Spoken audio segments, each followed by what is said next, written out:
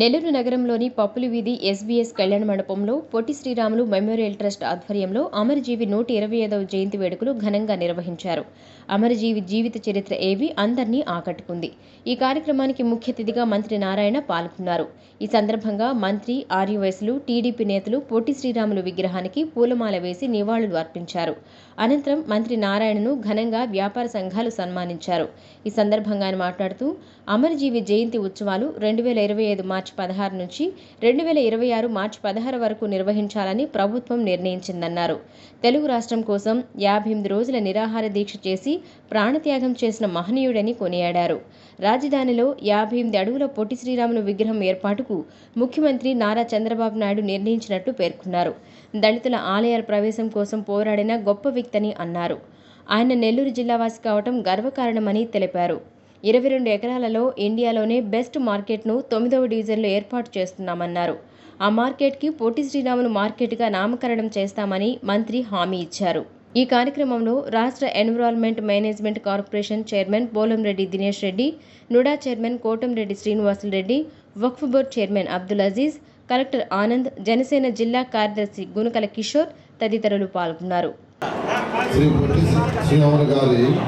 జయంతి ఉత్సవాలు 2025 మార్చి 16 నుంచి 2026 మార్చి 16 వరకు 12 నెలల పాటు జరపాలని రాష్ట్ర ప్రభుత్వం మన యొక్క గౌరవనీయ ముఖ్యమంత్రి నారా చంద్రబాబు నాయుడు గారు ఎన్డీఏ ప్రభుత్వం నిర్ణయించింది.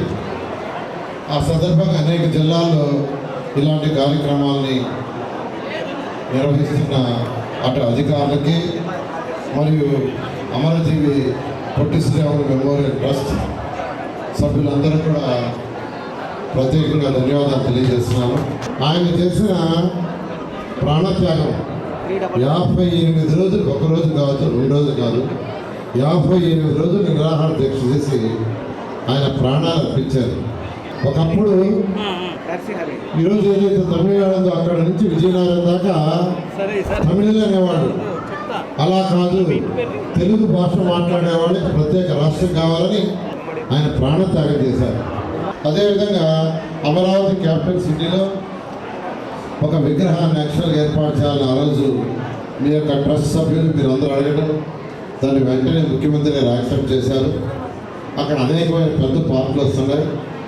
ఒక పెద్ద పార్కులో వారి యొక్క విగ్రహాన్ని, అది కూడా 58 అడుగుల విగ్రహాన్ని ప్రస్తుతం మేము ఇస్తాము, ఏర్పాటు చేయమన్నారు. దాన్ని కూడా త్వరలో అక్కడ చేస్తామని మీకు తెలియజేస్తూ, నెల్లూరులో పొట్టి శ్రీరాములు గారి పేరుతో ఏమన్నా ఉన్నాయా పార్కులు కానీ లేదని అంటే ఉన్నాయి, లేవు అన్నట్టుగా చెప్పారు. నాకు లేవని ఫైనల్గా చెప్పారు. నెల్లూరులో 9వ డివిజన్లో 22 ఎకరాలతో ఒక 3 ఫ్లోర్లతో ఒక పెద్ద మార్కెట్ పెడుతున్నాం.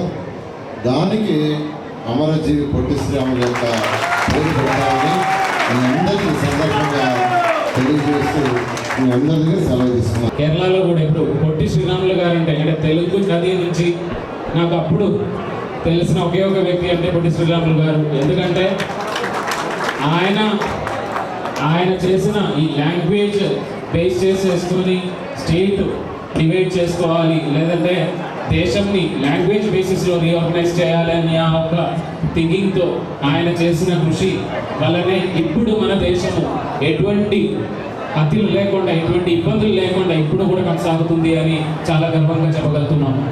అంటే ఆయన చేసిన ఆ ఒక కృషి ఒక తెలుగు జాతీయ కోసం మాత్రం కాదు, భారతదేశం కూడా కాపాడడానికి ఇప్పుడు కూడా ఆ కృషి వలన అవుతున్నాయని మీ అందరికీ ఈ యొక్క దినోత్సవంగా తెలియజేస్తున్నాము.